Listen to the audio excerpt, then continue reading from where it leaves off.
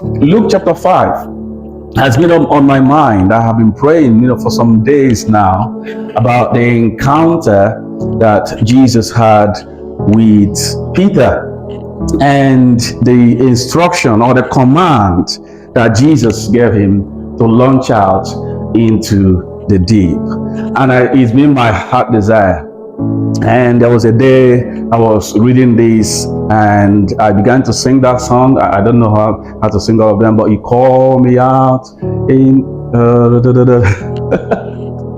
I don't know. Do you know that song? Yeah, Oceans. Yeah, that's the one. But the bit that really I believe God used in speaking to me was taking risks sometimes to go into the unknown. Because if you want to move with God, sometimes it involves, this is what God was saying to me, it involves risks. You have to take risks sometimes, not knowing where you're asked to go or what to. In fact, a walk of faith sometimes could be a walk of risks, but He will always be with us. So, even though I wasn't planning to say this, but can we sing it not now, but towards the end at some point, please. But you don't have to if you're not prepared for it. It just came into my mind. But let's read that the place. It says, so it was from Luke chapter 5. As the multitude pressed about him to hear the word of God, that he stood by the lake of Gennesaret, and he saw two boats standing by the lake. But the fishermen had gone from them and were washing their nets. Then he got into one of the boats, which was Simon's, and asked him to put out a little from the land, because they were just close to the shore. And he sat down and taught the multitudes from the boat. At this time, this was the second time that Jesus was appearing to Simon. The first time was the time that Andrew brought him. So I believe at this time Jesus knew him a little bit and he knew Jesus a little bit, but he went back to his fishing business. As we know, they were fishermen and they toiled all night. They were trying to catch fish and they were, but nothing. They didn't catch anything. And so he was just retiring for the day, washing their nets and getting ready to get back to their families. I don't know what they would have told them. I didn't catch anything, no food for us today. But while he was doing that, because he was, I believe, reading into this, my own mind into this, he was just consumed by the fact that he didn't catch anything, they didn't catch anything. He didn't just realize that Jesus was approaching and with a crowd of people. He didn't look up. He was just tired. He was just confused about what had happened through the night. But Jesus came along and called him and said, can I borrow from you your boat so that I will use that to teach people? When he stopped speaking after teaching now, after Jesus borrowed his boat and used it as a sort of a platform to spread his message, he now said to him, launch out into the deep and let down your nets for a catch. Yes, you've served me. I want to serve you indirectly. I want to surprise you that you toiled all night. You didn't catch anything. But this is my mind again. I'm reading to it. For the fact you've lent me your boats. For the fact you've served me. For the fact that I have disturbed your day and you are bold enough to lend me your boat. Now, I want to surprise you with a miracle. You're going to catch something today. So, you're not going to do it at the shore. You're going to go deep and let down your nets, plural, for a catch.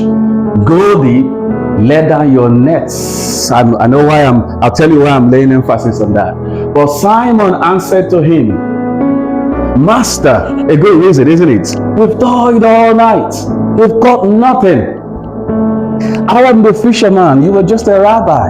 I know when to catch fish. It's at night. I've toiled all around, all night. I didn't catch anything. What are you saying? Who are you to give me instruction in fishing? You are only to give me instruction in preaching. or in theology, but not in fishing. I'm the fisherman. Nevertheless, at your word, I will let down the net. He didn't catch what Jesus said. He was limiting the miracle. Jesus said, cast your nets. But he was only prepared to cast a net. What are you doing? Jesus has given you like a blank check. Write whatever you want. If you want £1 million, just put it in there. But you just want to limit yourself by writing £1,000 maybe. But he has told you, I am the God of all flesh. Is there anything too hard for me? I can do all things. I am ready to shake your world. I am ready to surprise you with miracles. Let down, get every net you can find, let them down. But you are only ready to let down your net. Master, we have toiled all night. How many times do we give excuses upon excuses? Oh, I've toiled all night. Oh, I'm not young. I am getting old. Oh, I'm not educated. Oh, I don't have money. Oh, I don't have skills on public speaking. Sometimes we are full of excuses when the Lord asks us to do something. Oh, I don't have money. Oh, I can't travel to Africa. Oh, I can't do this. I can't do this. But what he wants is our obedience, our willingness. That's what I believe. That's what he doesn't want us to look at our own qualifications. He just wants us at his word. That's what he wants. He's spoken the word. He wants us to jump on the word and let down our nets, not the net. Don't limit God. Move when he says move.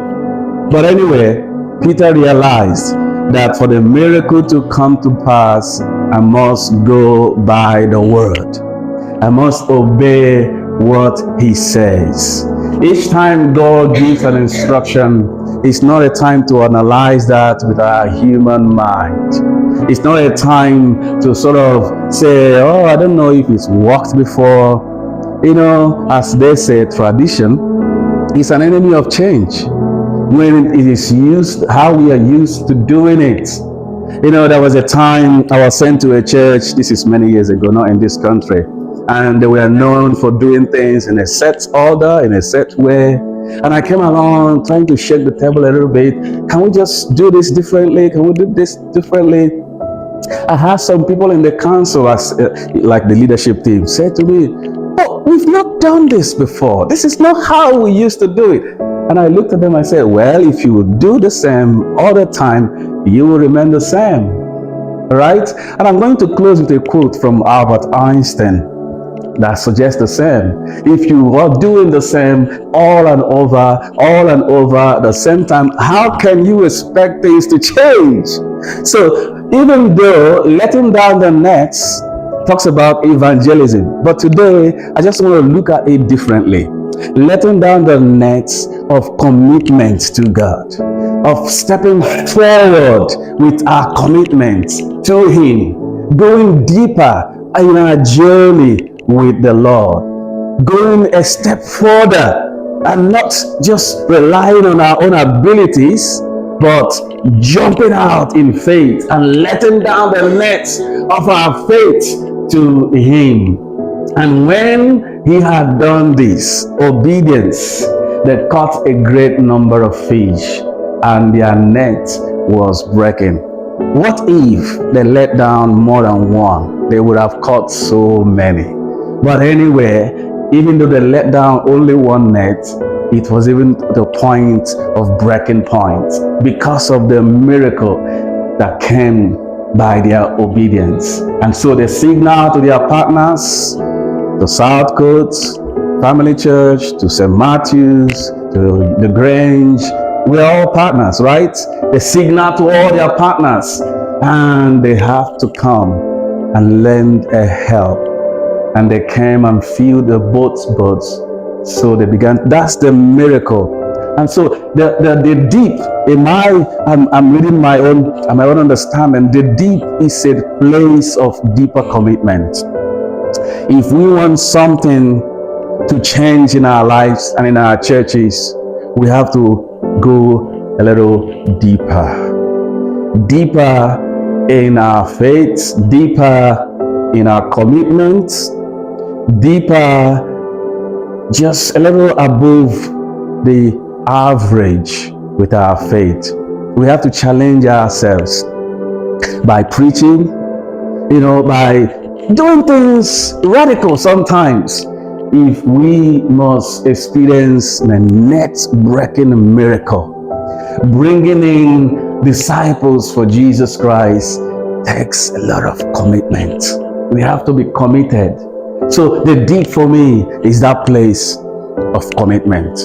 The deep for me is that place that I will say, oh Lord, without you, I can do nothing.